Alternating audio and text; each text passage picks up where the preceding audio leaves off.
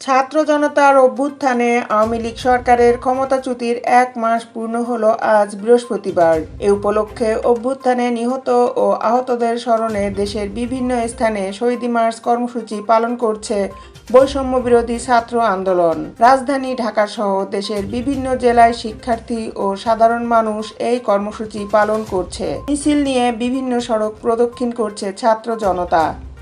এদিকে বৃহস্পতিবার ঢাকার কেন্দ্রীয় শহীদ মিনার থেকে শহীদ মার্চ শুরু হয়। মিছিলটি রাজু ভাস্কর্য, নীলক্ষেত, সায়েন্স ল্যাব, কলাবাগান, সংসদ ভবন, ফার্মগেট, কারওয়ান বাজার, শাহবাগ হয়ে শহীদ মিনারে গিয়ে শেষ হবে। অপরদিকে রাজবাড়ী, মানিকগঞ্জ, হবিগঞ্জ, টাঙ্গাইল, চট্টগ্রাম, বরিশাল, পাবনা, নাটোর, নারায়ণগঞ্জ, শরীয়তপুর, শেরপুর, ব্রাহ্মণবাড়িয়া, চুয়াডাঙ্গা, মেহেরপুর সহ দেশের বেশ কয়েকটি জেলায়ও শহীদ মার্চ কর্মসূচি পালিত হচ্ছে। এ সময় তারা বলেন, অবিলম্বে এই হত্যাকাণ্ডে জড়িতদের শাস্তি নিশ্চিত করতে হবে। আন্দোলনে নিহতর পূর্ণাঙ্গ তালিকা দ্রুত প্রকাশেরও দাবি জানান তারা।